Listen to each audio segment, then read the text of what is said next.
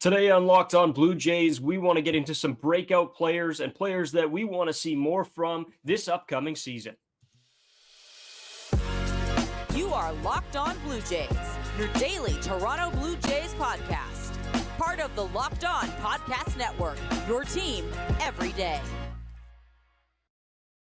Welcome back to Locked On Blue Jays. Thank you for making Locked On Blue Jays your first listen every day. We're free and available wherever you get your podcast and on YouTube. Part of the Locked On Podcast Network, your team every day. This episode is brought to you by Prize Picks, the easiest and most exciting way to play daily fantasy sports. Go to prizepicks.com/lockedonmlb and use code all lowercase LOCKEDONMLB for a first deposit match up to $100. So we've gone over and we've talked about different players that, maybe we'll get to see this year or maybe, players that don't get talked about a ton. And we've sort of put together a little bit of a list on who we think we could possibly see this 2024 season take a step in the right direction to play for this MLB team. Carter, I'll throw it to you first. We've picked out 5 players. Who's your first guy that you sort of had on your docket? One guy that I have been looking at that has been coming up with some success, especially in the last season, is Connor Cook, a guy that was a non-roster invite to spring training. This guy's a right-handed pitcher, is coming out of the bullpen, so will be having limited innings and has some tough competition if he's trying to make the MLB team this season. He was a 10th-round pick out of 2021, and his biggest attribute is his strikeout numbers. This guy's strikeout numbers were insane. Just stat comparative-wise, it was close to a Aroldis Chapman type levels or how often he was striking people out. So his AA stats here were he had a 4.38 ERA, which isn't amazing, but his advanced stats will kind of dismember that argument a little bit. 24.2 innings pitched, and the strikeouts per 9, 16.78 strikeouts per 9, and a 109 home runs per 9. Again, this is a small sample size, but this guy's almost striking out 2 batters an inning, and that is very similar to Aroldis Chapman. His strikeout percentage is 41.1%. That's about right on par. That is crazy from a 24-year-old. I don't care what league you're doing that in. That is ridiculous to have that good of swing and miss stuff. He usually gets it off the slider. He is a 3-pitch pitcher. He plays it with a fastball up to 97, which plays really well because of the arm slot he throws it at. Does hide the ball pretty well. And yeah, that slider produces a lot of swing and miss, but also has a changeup to mix in, to keep hitters guessing, and keep them off speed. And yeah, it's just a guy that moved up the leagues pretty quickly last season. We have seen him in spring training a little bit so far, has been effective. Again, with the big picture here, you don't have to rush him, which is a great thing because our bullpen is so sturdy. But a player to watch out for sure in spring training is Connor Cook. Just looking at his batting average of balls in play last season, got very unlucky with it being 473 for just hitting the ball in play. So it seemed like anytime he was allowing contact, it was finding the dirt in the outfield. And hopefully we can have a little bit more luck for Connor Cook, and we'll see what happens. Maybe he makes the transition into the big leagues this upcoming season. Yeah, that's he's been looking good. I like how he looks in spring training. He's a guy that I've had my eye on and that I obviously want to see more from as well.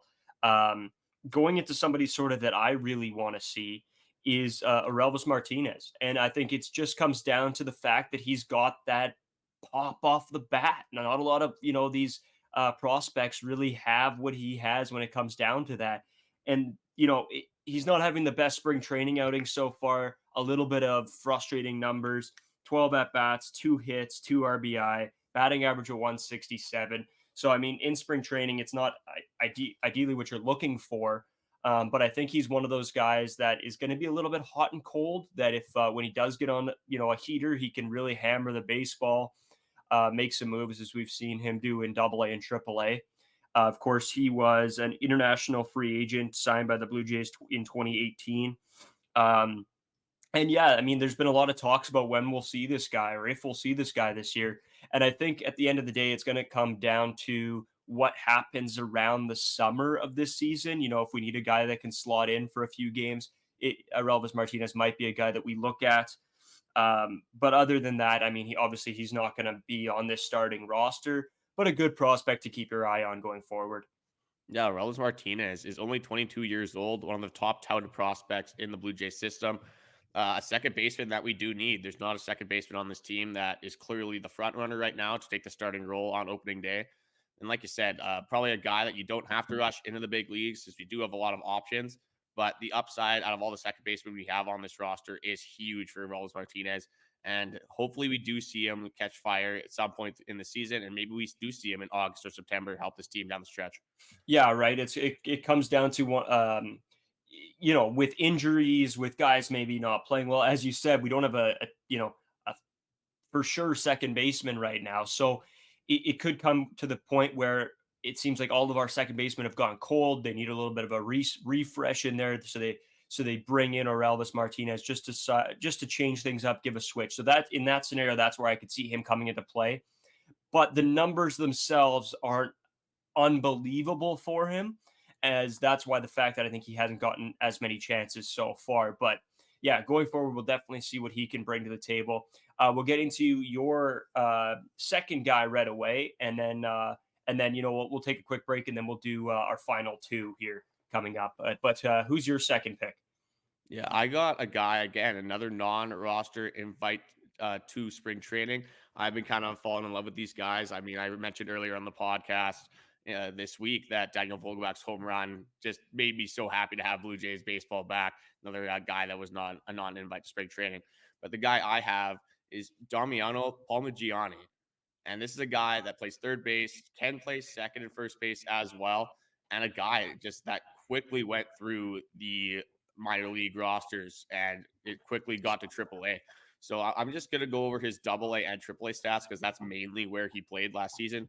So at AA, he had 119 hits, a 255 batting average, 23 home runs, 93 RBIs, and an 8.42 OPS. Then he went up to AAA and played even better. He had 21 hits, 4 home runs, 22 RBIs, a 284 average, and a 981 OPS. Again, this is small sample size, but for a guy showing this quick of success, going up from the Arizona Fall League all the way to AAA and getting better as he was doing that, it is a great thing to see for a Blue Jays team that wasn't having a lot of power. And that's what this guy specializes in as well. He hit 29 home runs in AA and AAA combined, as well as his brief stint in the Florida Complex League. He was born in Venezuela, but he was raised in Canada. So as a Canadian-born guy, as a Blue Jays fan, it's always nice to see some people at least raised from Canada playing for the Toronto Blue Jays. Like I said, he's a power hitter. He was third in the Eastern League in doubles last season in AA, and then was fourth in OPS before he went to Buffalo, where he had the fifth best batting logging percentage in the league in his brief stint in AAA. So a guy that, again, probably won't see him this year. But mind you, I didn't know really who David Schneider was at the beginning of last season. And he came out of the woodworks, started hearing a little bit of rumblings about him popping off early in spring training and in AA. And then we saw him have an impact in August. So another guy that kind of has that David Schneider-esque role, does strike out a lot as well. That's another problem that he has. Comparing his power numbers, if you can get a spark plug from AAA at any time throughout the year, you saw how instrumental that was the Blue Jays' success last season. When David Schneider came up, Ernie, Clement, Spencer Horwitz, you didn't have anyone hitting. Like we probably would have went on a 10-game losing streak if we didn't have these AAA batters come up and be efficient for this Blue Jays team. Just when we look out at his strikeouts, he had 181 strikeouts in 148 games. So that's over a strikeout per game. Not great. And so far, he is 0-for-7 this spring training, but it is early. So hopefully we can see him progress throughout the spring training and have a successful season. Yeah, and I mean, with the whole, different lineups that guys are or that teams are putting out there, I think it comes down to we'll have to see how these guys perform in AA and AAA. And then, if there comes a time this season where the team is on a little bit of a cold streak and might need that spark plug, as you said, that's where you bring in a guy like one of these guys that we're talking about to just add a little bit of fire. Maybe, pitchers haven't seen, they don't have a scouting report on them, so they're just throwing to them as normal. They get a couple hits, they get a little bit of fire in the boys. That's sort of what we're looking for right now. We're not looking for, the next Bo Bichette necessarily, but guys that are going to come in and maybe have an effect somewhere within this roster. And we want to get into our last two guys that we've went over together. And we'll do that right after the break. And then, of course, we got some more spring training stuff to go over in the third. Today's episode sponsor is PrizePicks. PrizePicks is the largest daily fantasy sports platform in North America. They're the easiest and the most exciting way to play fantasy sports because it's just you against the numbers. Instead of battling thousands of other players, including pros and sharks, you pick more than or less than on 2 to 6 player stat projections and watch the winnings roll in. Conference tournaments are here, which means the biggest moments in college sports and college basketball are getting closer. Be a part of the action on PrizePicks for both men's and women's college basketball. PrizePicks even offers injury insurance so that your entries stay in place even if one of your players get injured. For basketball games, if you have a player who exits the game in the first half and does not return to the second, that player projection won't count against you and the rest of your entry stays live. I know I'm excited for the MLB season to start because just the way the Blue Jays players play, there's a lot of locks that I will be hammering on PrizePicks. One example is Kevin Gausman's strikeouts. They always lowball him for some reason, even though he's demonstrated multiple times, multiple years that he is one of the best to do it in terms of striking out players. And with that dirty splitter he has. Another one is Bo Bichette hits that always likes to hit on PrizePicks. And then we've talked about it on this podcast, the Alek Manoah walks. You should be hammering that every single opportunity you have because that guy does not know where the strike zone is. He is going to struggle this year, unfortunately, after I think what we've seen in spring training. So that is free money that you guys could be using on PrizePicks. So download the app today and use code LOCKEDONMLB for a first deposit matchup of $100. That's locked on code code LOCKEDONMLB for a first deposit matchup of $100. So we got two guys that we picked left. Who is going to break out? Who is going to look good after this spring training, going into the AAA, AA seasons, going into the MLB season? We have two more guys for you, Carter. If you don't mind, I'm going to start here because this is a guy that me and you have both been over the moon excited about. And I think as Jays fans in general, I think you should be excited for this guy. And that's Addison Barger. This guy has looked just absolutely electric. And his spring training stats are even very, very solid, which is, a lot of guys that are AAA, AA people, you don't see them come in and have the best spring training, but then they go into AA and AAA and they play really well. But Addison Barger has been putting up numbers even in spring training. 7 at-bats, 3 hits, no RBIs, unfortunately, but a batting average of 429. This is a guy drafted in the 6th round in 2018, a very highly touted prospect, just in the sense that he was going to be that guy that can hit for average, that puts the balls in play, might be eventually a really good number 1, number 2 hitter in this league. And I think the biggest question for him is, and for fans in general, is when we're going to see him in the MLB. When can he make a dent? When can he get, sort of start sneaking into this lineup? And I did a little bit of looking over the past few days of just where I realistically had this guy. And I feel like right now he's knocking on the door of being an MLB player. And I think that we will see a lot of Addison Barger this year. I think that he's going, maybe not, for extended periods of time, but I think we're going to see him in stints and maybe even be a bench bat going down the line if he can keep up some of the numbers that he's been showing. Carter, I know me and you've talked about this a ton. Where are your thoughts stand on Addison Barger? This isn't a shot at Addison Barger. I just want to throw out like a generalized statement. I wish that we had some more prospects and highly touted prospects that played the outfield. I feel like every prospect we have that has any sort of chance of being good is either a pitcher or plays third or second base. Like we have Raul Martinez, Addison Barger, we have Eloy Jimenez. There's multiple people. Arjun Namal is a shortstop we just drafted in the 1st round. There's so many people that can play the infield positions. It would be nice to have one outfield player that we could have look forward to. But getting into Addison Barger, promising guy. He's been touted in the Blue Jays prospect rankings for a long time. I think he's number 5 right now, if I have that correct. Another power hitter, another guy that you could see coming up midway through the season and having an effect on this team. He's looked good so far throughout spring training. I love watching his swing because he looks angry when he's swinging the bat. It looks like he's putting everything he possibly can into the ball. And I think that's probably why he has so much success hitting home runs and creating extra base hits. One thing that worries about him a little bit is him defensively. But when you look at this Blue Jays team, we have more than enough defensive options. So if we have to sacrifice a little bit of defense at third base for a little bit of pop, I'd be more than happy to do that. Well, and personally, I mean, you talk about his power, and that's not even the most exciting thing for me. I think the most exciting thing for me is him being able to put the ball in play. He seems like he hits He makes contact with the baseball way, way more, which is the most exciting thing for me because we have guys that can swing for power. That's not necessarily the role he's going to slot into on this team. The role that he might slot into is being able to just get on base and get into scoring position for some of these bigger guys to hit him home. And so I think looking at that over the entirety of the season, if there's parts that he can come in and just get on base, I think that's going to be huge. Like if you can put him somewhere that Bo Bichette can utilize him by driving him in, right? Stuff like that. It's going to be very interesting for him. Because I don't really know where to put him. I want to say that we'll see a decent amount of him this season, but at the same time, the position that he plays is so saturated, as you were talking about, that I don't know where the room is going to be because then IKF, Biggio, Schneider, Espinal, like Escobar, which I hope to God we don't see.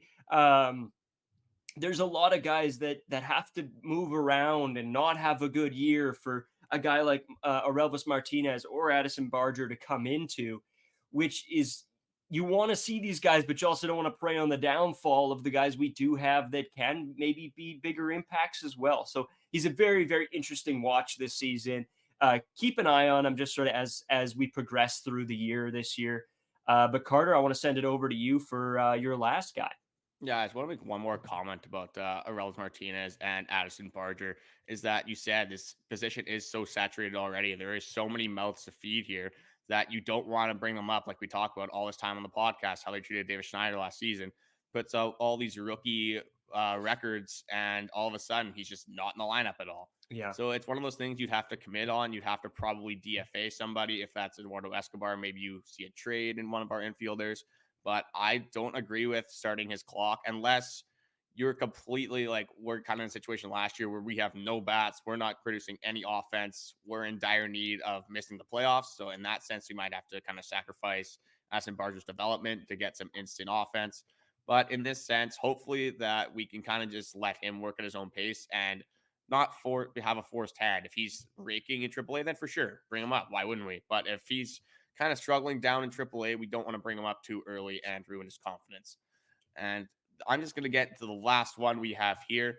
I don't think this would be a prospect ranking list if I didn't include this guy right here. One of the best left-handed pitching prospects in all the major leagues, and we are blessed to have him on the Toronto Blue Jays, and that is Ricky Tiedemann. Ricky Tiedemann, I am a little bit upset at you because you did miss your first spring training start. I was really fired up about that, but I'm definitely happy the Blue Jays are being cautious with his development, and there's no need to throw him out in a random March game when hopefully we can see him in the regular season this season. Again, maybe we don't want to see him because I feel like that might be because of a struggle we have in the pitching staff or a big injury, which already compared to last season, we've seen Alek Manoah have some injury concerns, Kevin Gausman. I think Bowden Francis was thinking about sitting out a start. There's a bunch of rumblings about pitchers not being healthy this year. That's not something I want to see. We're just going into more Ricky Tiedemann-based stats. He's only 21 years old. He pitched in the Arizona Fall League, AA, AAA, pretty much had success wherever he went. He won Arizona Fall League Pitcher of the Year last year, and they did end up winning that championship in that league. If anyone cares about that, I personally don't, because I don't care how many AAA wins, AA, single A wins we're going to have. It doesn't matter unless you're having major league success for me. But just going into his 2023 stats, I'm just going to kind of focus on his AA and AAA stats because the Arizona Fall League, well, it is nice to see him having success there. I don't really take that with too much merit. Not a lot of MLB talent down there. So just looking at AA, he had 32 innings pitched. Again, a strikeouts per nine of 16.31, which is absolutely insane. The walks were a little high at 5.63 per nine, and then home runs per nine were 0.28 home runs per nine. So he's not giving up a lot of home runs. A guy that has an unbelievable fastball from the left side, topping out 98, 99. Plays the slider off of that really well and likes to mix it up with the changeup. So very similar look to kind of like these Connor Cook stats. But I think, if anything, we should be comparing Connor Cook to Ricky T, because Ricky T is definitely a lot more established. But I'm excited to see what Ricky T could do, especially in AAA this season. And if we have to use him in the MLB, I'll definitely be excited about that. His stuff is electric. He's so young, and something that the Blue Jays fans can look forward to, and one of the most promising prospects we've had in a long time. Yeah, I mean, it doesn't matter at any point when you're talking breakout players, standout prospects, whatever you want to call it. Ricky T has to be number one because this kid is absolutely electric. He's just fun to watch. I'm really hoping that we get to see him in spring training here and be able to throw a few pitches so we can get all giddy about it. But yeah, very, very good kid. I'm really hoping that they don't rush him into the MLB unless absolutely necessary, because obviously I think he's going to be very, very good, in the next couple of years here. So I think there's a lot of other guys that, if need be, can take that fifth rotation spot where I'd rather see than us rush Ricky Tiedemann in and ruin a year of development, even if it's a confidence thing of bringing this guy up and maybe he's not quite MLB ready and then he gets rocked or something. You don't want to see that happen. So just develop this guy well. Don't rush him in. We don't need to see him at any point right now. Before we head out to our next segment, I want to give you a very specific scenario on Ricky T. So in this scenario, Alek Manoah is to the moon. He's having another terrible year. Yariel Rodriguez maybe didn't develop the way you wanted to. And I'm just going to throw in a random injury. I don't care who it is. Somebody on this pitching staff. So it's a situation where the only options we have are Paulo Espinal, Mitch White, and Ricky T. Ricky T is having success. He's having a pretty good year. Nothing like crazy. Like if we had all of our starters healthy, we're probably not pulling them up. In this situation, we're making a playoff push. We're right in the thick of it. We need to win games now. Are you starting Ricky T's clock a little bit earlier? Or are you kind of sacrificing a little bit of wins, maybe going with a guy like Espino or Mitch White? It depends. It really will depend on how close the playoff race is. But at the end of the day, I don't want to bring in Ricky T this year. I think you let him develop. And I mean, worst case, I guess so. But at the end of the day, if we have a little bit of breathing room and we need to throw Mitch White in for a start, I don't think that really overly scares me. And especially if we're talking that our bats have come back and we're being able to hit the baseball, it's totally scenario based. But if we're swinging the bat well, we're scoring a bunch of runs, I don't hate bringing in Mitch White. Let him pitch 3-4 innings to start and let the bullpen do its work. I really don't want to rush Ricky T. He's like the one guy I'm like a little bit overly protective of, trying to make sure that he's going to be good eventually. So no, at the end of the day, I don't really want to see him at all. Yeah, I think this opinion might change. Like, I agree with you, but I think we might see Mitch White pitch 2 innings and give up 10 earned, and I might be like, Ricky T, get over here right now. Yeah, we need to see you throw. But yeah, I agree. No need to rush the guy in. And just before we do head to our next segment, I want to shout out our Locked On 24/7 streaming channel. Perfect opportunity with football going on. College sports obviously are coming through. Women's basketball. What's her name? Caitlin Clark. She's been going crazy recently. It's a good person to check out. And then, the NHL trade deadline's coming up. So whatever sports you guys want to check out, just go to our Locked On 24/7 Sports app on YouTube and subscribe. Take care of all your vehicular maintenance needs with our partner, eBay Motors. eBay Motors has everything you need to maintain your vehicle and level it up to peak performance. From superchargers, roof racks, exhaust kits, LED headlights, and more, whether you're into speed, power, or style, eBay Motors has got you covered. With over 122 million parts for your vehicle, you always find exactly what you're looking for. And with eBay Guaranteed Fit, your partner's guaranteed to fit your ride every time or your money back. I know I've told this story on the podcast before. Braden used to have this Mini Cooper that he loved. Just couldn't get him to get rid of that thing. Held onto it like it was his baby. Stayed in it. Almost lived in his car for the last week he had it. Did not want to let that thing go. Braden, life lesson: take care of your car or use eBay Motors. Either way, you could have had that car for a little bit longer. That Mini Cooper still could have been with us, but now you're stuck with your mom van, unfortunately. So with keep your ride or die alive with eBay Motors, and go to ebaymotors.com. Eligible items only. Exclusions apply. eBay Guaranteed Fit. Only available for U.S. customers. That ad, every time you say it, just gets me a little bit. I don't know what that is, but it makes you a little bit emotional, eh? Just all that's what it does. Yeah, not my mom van or my Mini Cooper or whatever the hell you said. That's right. You got rid of that mom van. I forgot. That was a rental, wasn't it? Sure. Yeah, I rented a mom van. That makes sense. You don't have to be disappointed or like embarrassed about it. Like I drove a van back in the day. I always tell that story on the podcast too. I know. You love that van. That van was nice. So some more spring training stuff just to quickly get into. We want to sort of go over the today or yesterday's game against Pittsburgh. Just a few little things. Addison Barger went 1 for 2, scored a run. Pretty good outing from him. Daulton Varsho didn't do a whole lot. Bichette did okay, 1 for 3. It was fine. Vladdy 0 for 3, not ideal, not what you really want to see from him. But I mean, obviously, whatever, you're gonna have up and down days sometimes. Kirk again, not great, but has been playing well recently. David Schneider 0 for 3, that's a tough look. Um, a couple other things. Eduardo Escobar has been horrible. Like I don't even like ship that guy off. Go meet Bradley Zimmer on the moon somewhere.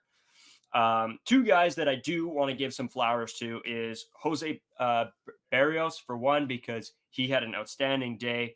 You only give up 2 hits in 3 innings, 3 strikeouts, 1 walk. Carter, how do you feel about him so far?